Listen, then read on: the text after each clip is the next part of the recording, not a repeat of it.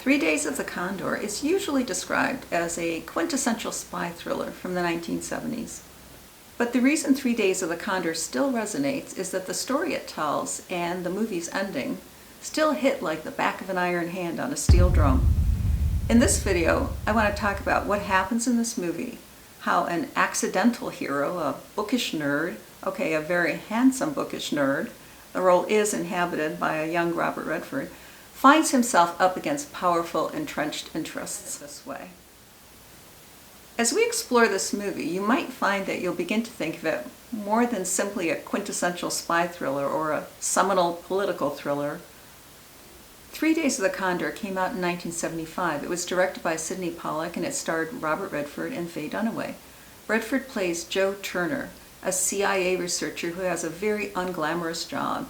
He reads books and obscure texts and looks for patterns that may be useful to the nation's spies for their secret operations. His code name with the agency is Condor.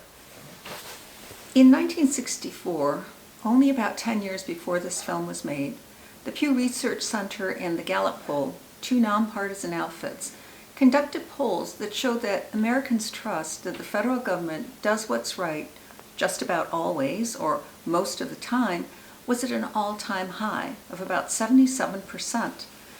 By the early 70s, with the Vietnam War in our past, that trust factor was down to around 54%. And after Watergate, when this film was made, trust had dropped to 25%. It's never fully recovered. 3 Days of the Condor can be seen simply as a spy thriller that shoots us out of our seats every few minutes. On the surface, what we're watching is a smart guy on the run from mysterious men who are expert with guns and who are trying to do him in for an unknown reason. After that brutally shocking office massacre that opens the movie, our hero Joe is kicked into a new reality where any wrong move that he makes might be fatal. His first reaction is to reach out to the obvious source for help, the agency that employs him. But the people who answer his phone calls to headquarters respond in ways that make him realize something is off. Then, his agency recruits his best friend, Sam Barber, to ride shotgun to a meeting with Joe to reassure him that everything's on the up and up. But the meeting turns out to be a death trap. Joe narrowly avoids the trap, but his best friend Sam is shot dead. Shortly afterwards, a seemingly harmless mailman turns out to be a professional hitman. The usually safe and familiar mailman walks in through the front door and tries to kill Joe. If we stop here, what do we have at this point? We have what we expect from a thriller: twists, chases, constant danger. But if 3 Days of the Condor were only about the suspense, the film wouldn't hit as hard as it still does today. The spy plot is almost a red herring. It distracts you, while underneath, the film quietly builds something else that cuts to the core of what it means to be human. And here's where I make my case for cozy. The first time I watched this movie, it just hit me as a great thriller. I loved it, and as time has gone by, it's kept its place on my personal short list of fave movies. But as I kept rewatching the movie, I kept noticing something that wasn't obvious at first. The role that sweet, almost cozy, even gentle elements play in the film. And this is where my cozy mystery brain lit up. Because 3 Days of the Condor has a cozy core hiding inside all the paranoia. And it's there to act as an effective foil to it. First, there are the cozy visuals. There's the historic brownstone townhouse, a disguised CIA field office in which Joe works. And that's where we get to see him when he first appears on screen, discussing plant care minutiae at his nerdiest best with his boss. The building where he works has a gorgeous brass plaque signage, a wrought iron entryway, and an equally gorgeous old-school furnished reception area, cozy with a capital C. Then there's the cozy neighborhood diner Joe goes to for lunch with its friendly patrons and owner. And there's Sam Barber's apartment with its Christmas decorations and the table set with a big red Christmas candle. There's the restful interior of the Guggenheim Museum with its spiraling ramp displaying classics of modern art. reminding us of cozy school trips with similar sights. There's the warm 70s bohemian decor in Kathy Hale's home and the percolator coffee brewing on her stove. Coffee and tea have to be main entries in the big book of cozy. And there's the aluminum Christmas tree at the nurse's station in the hospital scene. 70s cozy Christmas at its best. Ask people who were kids in the 70s how they thrilled to that sight. And there are the off-screen carolers we keep hearing, pulling at the strings of our cozy recollections, but also acting like a Greek chorus, singing Christmas carols throughout the movie. And most of all, you have a cozy detective hero. Joe Turner is basically a guy who loves to read, who wears glasses, who displays a nerdy knowledge of botanical best practices and of Dick Tracy comics, all within the first few minutes of the movie. We learn he's a guy who's been hired to read books and reports with a detective's eye. His superpower isn't shootouts and hand-to-hand combat, it's pattern recognition. His job is literally to read novels and obscure materials and look for plot details CIA planners can use, as well as any plans, signals, or messages hidden in those publications, while working in a gem of a historic building. Bottom line, he has a cozy job. Turner isn't a guy who joined the CIA because he loves intrigue. He's a bookish analyst, an analyst who discovers something he was never meant to discover. As with many spy thrillers, Condor is about the horror of realizing people you think are on your side may actually not be. What makes the film so unsettling isn't just the violence, it's the way the institution Joe serves treats him as casually expendable once they think he's in their way. Joe realizes he can't trust his coworkers, he can't trust his handlers on the phone, he can't even trust a random woman he desperately grasps onto as he tries to survive. And then there's the ending. What happens at the ending of 3 Days of the Condor? Joubert, an elite hitman that Joe has managed to evade throughout the movie, gets the jump on Joe. By this point, Joe knows Joubert is working for his former employer, the agency.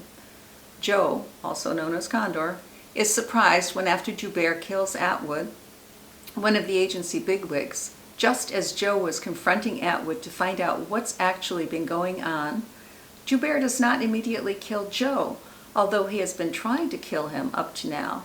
And Joe, at this point, is disarmed. He would have been an easy kill.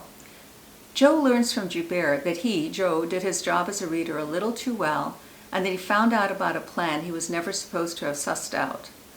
Although he could easily do so, Joubert doesn't kill Joe after all. Joubert explains that the people who sent him to kill Atwood didn't know Joe would be at Atwood's home. They only paid him to kill Atwood. So in Joubert's mind, there's no need to kill Joe. Joubert, we realize, is dispassionate. He views himself as a machine that makes no moral judgments. But he admires Condor. He tells Condor his options, an alternative way to survive. Joe can discard his sense of morality and right and wrong and become, like Joubert, an amoral tool for the highest bidder. You don't examine what's being requested, Joubert says. You just carry out orders, meticulously. He's basically recruiting Joe to become another elite hitman like himself. What's ageless about this movie is the choice Joe now has to make. Joe rejects Joubert's offer. The next thing we see is Joe confronting Higgins, one of his former supervisors at the agency. Higgins meets with Joe, and Joe, Condor, confronts Higgins, and Higgins confirms that all of this has been about a rogue operation planned by his department of the CIA. Higgins defends the rogue invasion on pragmatic, amoral grounds. He says Atwood had to die because he'd become an embarrassment to the agency. Then comes the moment that we think Joe has, against all odds, come out on top. Joe reveals that he sent the story of what's happened to the New York Times. We, the audience, breathe a sigh of relief. Joe will be okay now. And at first, Higgins is aghast, but he quickly recovers. And then comes that stunning sentence. Higgins says to Joe, "How do you know they'll even print it?" Here's where 3 Days of the Condor still feels contemporary.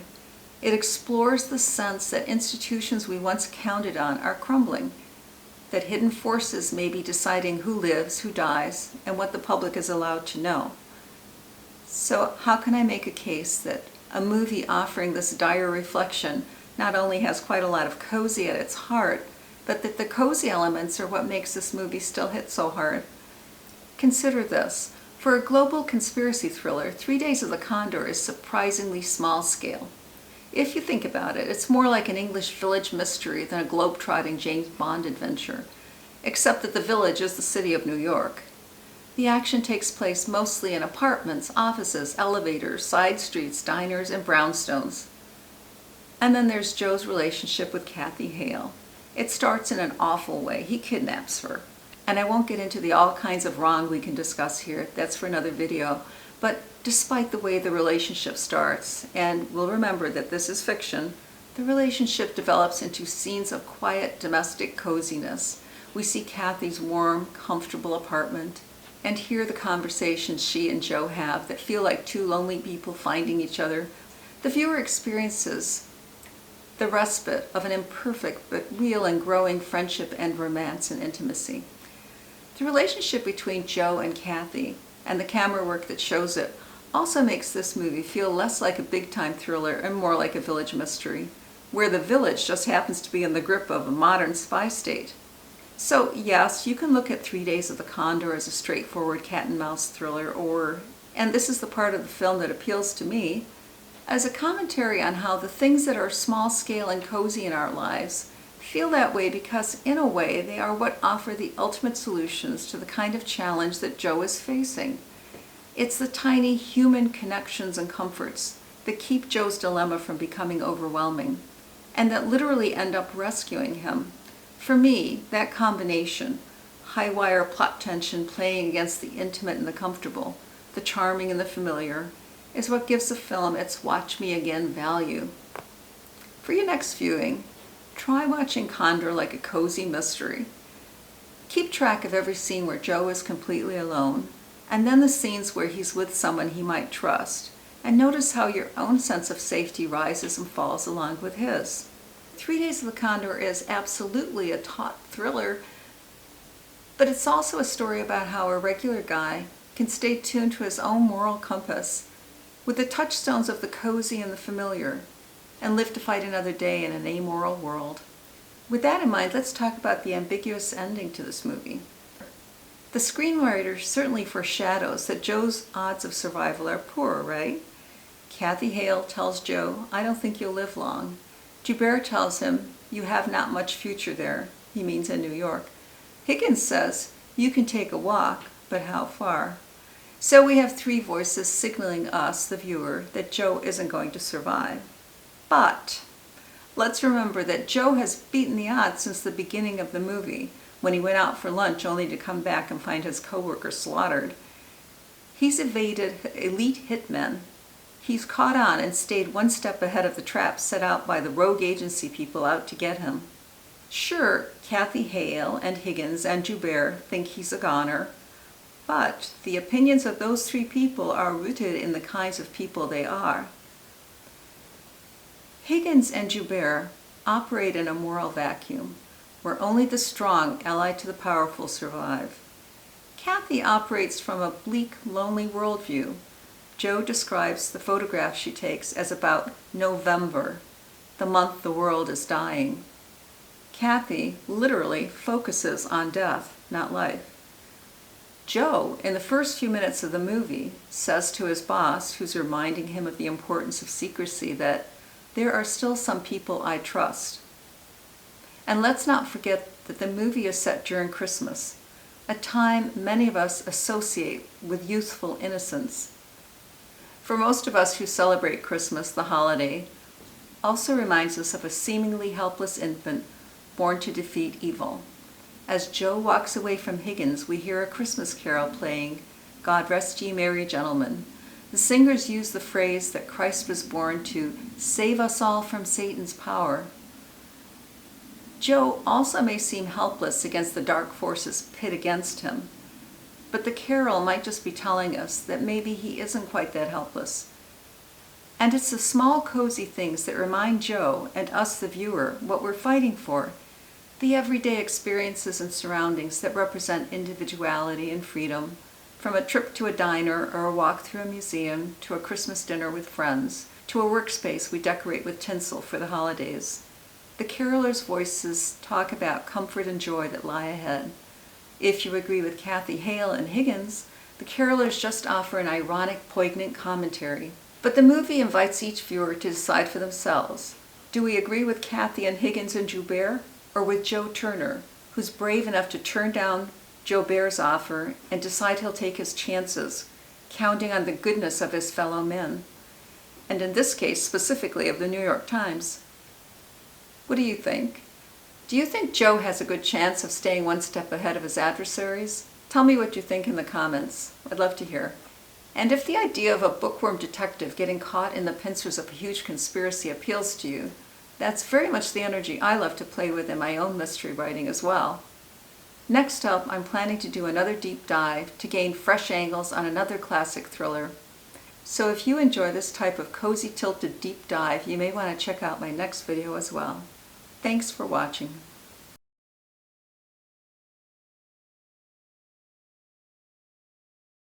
I hope you do one thing for me if you enjoyed this video. Hit that subscribe button. It will get you more content like this for free, and it will help me to continue to grow as an independent content creator. Thank you.